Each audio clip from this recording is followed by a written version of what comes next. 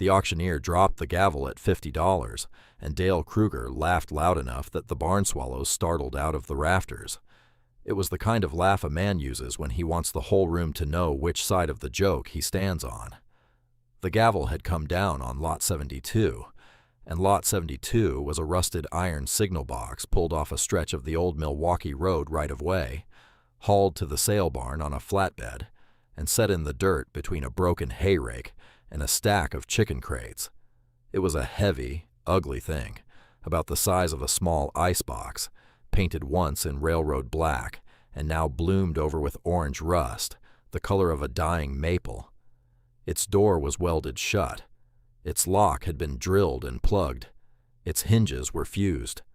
The glass window on its face, where a signalman had once read the relay levers inside, was gone, replaced by a plate of quarter-inch steel riveted over the opening from the outside.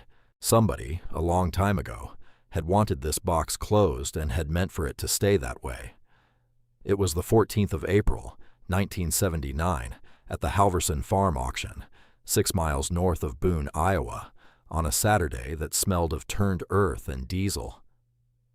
The Halverson boy had died the winter before without children, and the whole of what his father and grandfather had gathered was being sold off in numbered lots by a bald auctioneer with a bullhorn and a clipboard. The crowd was maybe 200, farmers and their wives, a few dealers up from Des Moines, some men in seed caps who had come to look and not to buy. Among them stood Elmer Petrus, 71 years old, lean as a fence post, stooped a little at the shoulders from 50 years bent over benches and lock plates. He wore a gray chambray shirt buttoned to the throat, a canvas jacket gone the color of river silt, and a work cap with the emblem of a feed mill that had closed in 1963. His hands, when he lifted them to scratch at his jaw, were the hands of a man who had spent his life inside the mechanisms of other people's trouble. Knuckles swelled thick, fingertips flat and shiny where the skin had been polished by decades of small brass keys, pin tumblers, wafer stacks, and the fine files of the locksmith's trade. Dale Kruger, 49, stood 10 feet from him in a canary yellow sport coat, with a Kruger Ford dealership patch on the breast, a heavy gold ring on his right hand, and a wristwatch that caught the barn lights and threw them back. He was heavy through the middle, ruddy in the face, clean-shaven with the kind of jowl that comes from prime rib and impatient breathing. His late-model Lincoln sat in the gravel outside, washed that morning, while Elmer's 1962 Chevrolet pickup leaned on its springs behind it, one fender the color of primer and the rest the color of old sky. Dale had bid twice on the signal box, out of nothing but a wish to run the price up, and when Elmer had said 50 and no one had said 55, Dale had laughed and said loud, "Well, boys, Elmer just bought himself a genuine iron coffin. Congratulations, Petrus. You gonna bury yourself in it, or the wife?" A few men laughed with him because he was the kind of man you laughed with when he stood close. Elmer only touched the brim of his cap toward the auctioneer and stepped forward to pay his 50 in worn tens. What Dale did not know, and what the crowd could not have known, was that Elmer had been standing in front of that signal box for nearly 40 minutes before the bidding began. He had walked around it 3 times slow.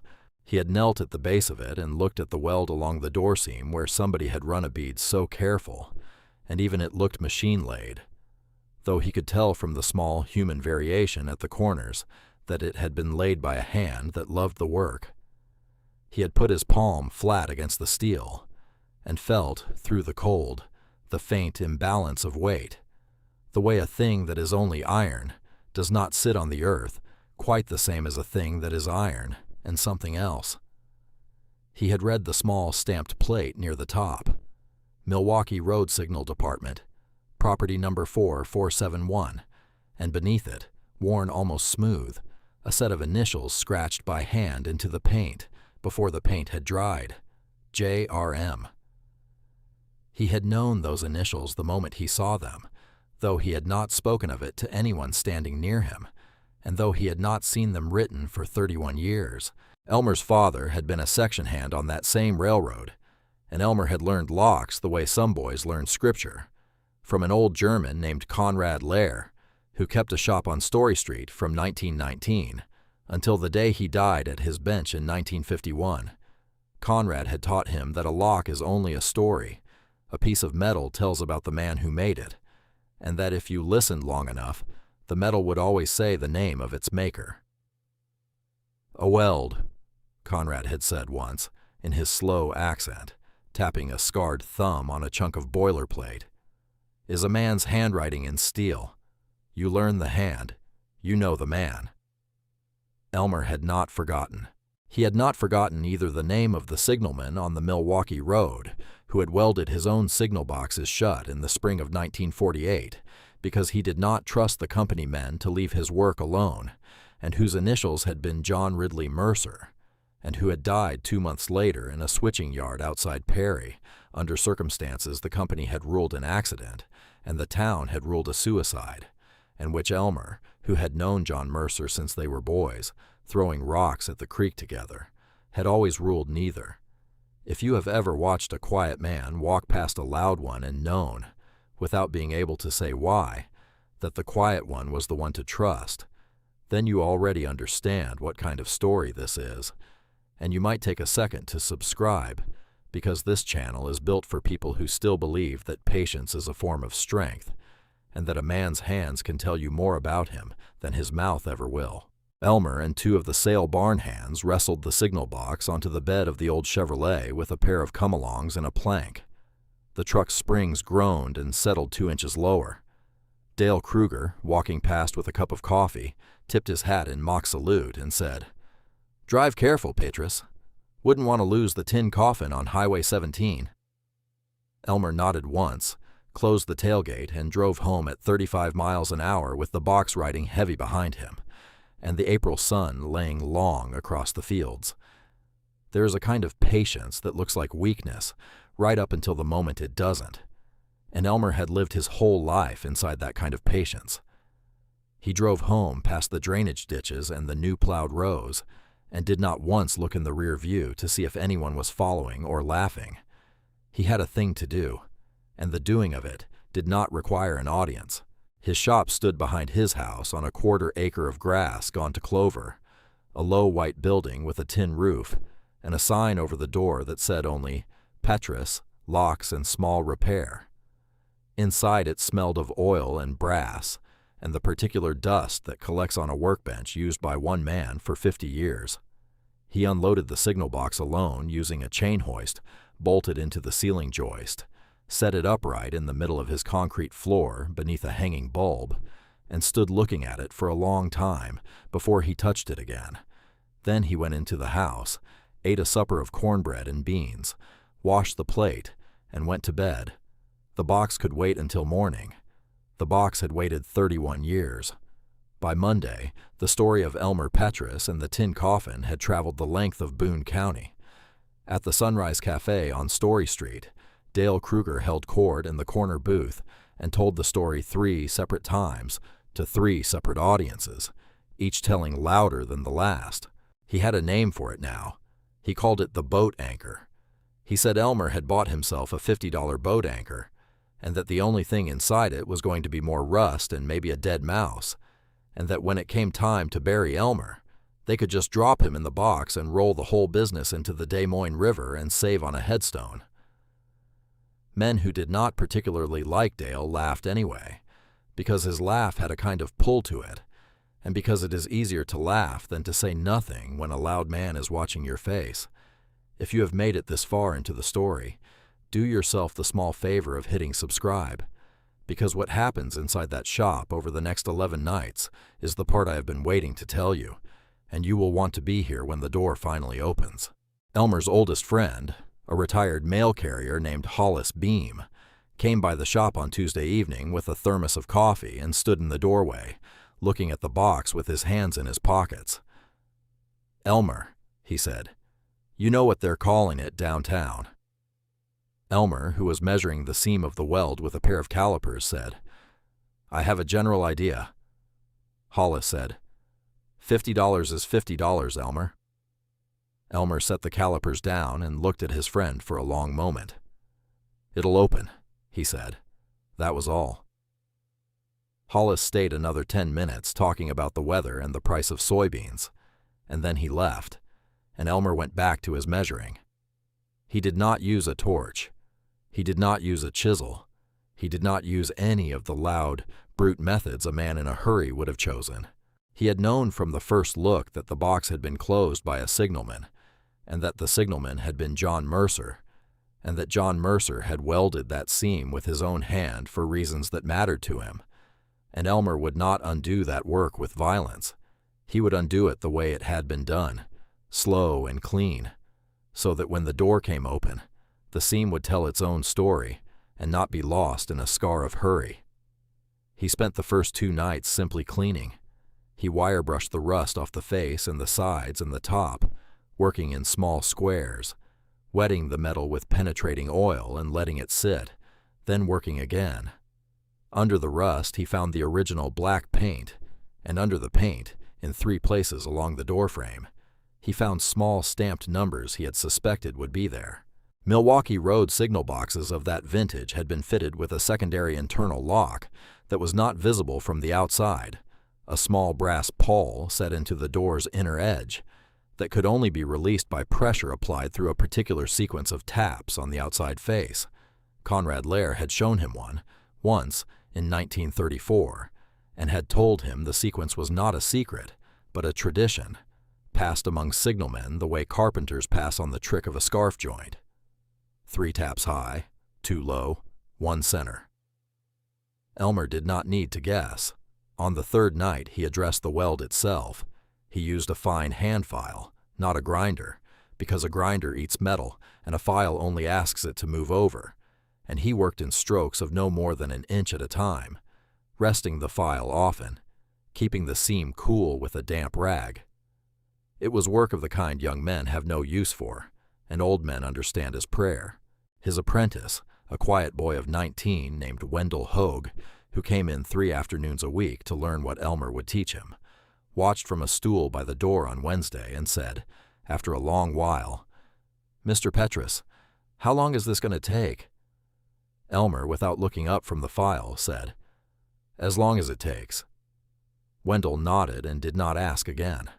On Thursday, he brought his own file and worked the lower half of the seam under Elmer's eye, and the 2 of them worked in silence until the shop lights burned yellow against the black windows and the crickets started up in the grass outside. On the 6th night, Elmer laid down the file and took up a small brass punch. The weld was thinned now to a paper-fine line, and the door was held only by the internal pawl and by the memory of the man who had closed it. Elmer set the punch against the face of the box, at the point his fingers had already found by feel 3 nights before, and he tapped. 3 high, 2 low, 1 center. He set the punch down. He waited. From inside the box came a sound like a held breath, finally letting go, a soft mechanical sigh as the pawl released after 31 years of holding. The door did not swing. It only settled, a hair's width, into a new position, the way a sleeping man shifts when he begins to wake. Elmer did not open it that night. He sat down on his stool and looked at the box and let the moment be what it was. Then he turned out the light and went into the house and slept a full sleep for the first time since the auction. He opened the door on the morning of the 11th day, in the clean light coming through the east window, alone, with Wendell not due until afternoon. The door swung on its hinges, with only a small complaint, the black paint at the edge cracking along the line of the old weld. Inside the signal box, where the relay levers had once stood, the levers were gone. In their place, resting on a bed of oiled canvas, were 3 things. The first was a leather pouch, cracked with age, containing 41 $20 gold pieces, minted between 1899 and 1932, still bright where the canvas had kept the air off them. The second was a manila envelope, sealed with wax, containing the original deed to a quarter section of farmland north of Perry that had been in dispute since 1948, along with a signed and witnessed affidavit from the Milwaukee Road's yard superintendent, a man named Aldous Korfman, dated the 3rd of June, 1948, confessing that he had accepted $2,000 from a land agent named Vernon Sledge to falsify a survey and transfer the mineral rights of that quarter section to Sledge's holding company, and further confessing that when John Mercer, a signalman on his crew, had discovered the fraud and threatened to bring it to the county attorney, he, Korfman, had told Sledge, and that what happened to John Mercer in the switching yard 8 days later had not, in his belief, been an accident. The third thing was a letter, folded once, written in a plain hand in blue ink, on the ruled paper of a signalman's logbook. It was addressed at the top in careful block letters, "To whoever opens this box." The letter said, "My name is John Ridley Mercer. I am a signalman on the Milwaukee Road out of Perry, Iowa. If you are reading this, then I did not live to open this box myself, and I ask you to hear me out. The land north of Perry, described in the deed enclosed, belongs to my wife, Verna Mercer, and after her to my daughter, Ruth. It was my father's before me. A man named Vernon Sledge has taken it by a lie, with the help of Aldous Korfman, and if you are reading this, then likely he has taken more than that. I have written down what I know and what Korfman told me the night he came to my house, drunk and afraid. He signed the paper. The gold was my father's and belongs now to Verna and Ruth. I would rather have given it to them with my own hand. If you are an honest person, please see that it reaches them. If you are not, then I hope the weight of it sits on you the way it sat on Korfman. Yours, John R. Mercer. April the 2nd, 1948. Elmer read the letter 3 times. He folded it and put it back in the envelope. He sat on the stool by the workbench and looked at the open door of the signal box and did not move for a long while. He could have kept it. He could have taken the 41 gold pieces, worth at that time somewhere near $30,000, to the right buyer in Chicago, and no one in Boone County would ever have known. He could have burned the letter and the affidavit in the wood stove and been a comfortable man for the rest of his life, and no one would ever have known. Verna Mercer had died in 1971. Vernon Sledge had died rich in a hospital in Cedar Rapids in 1976. Aldous Korfman had drunk himself into the ground in 1958.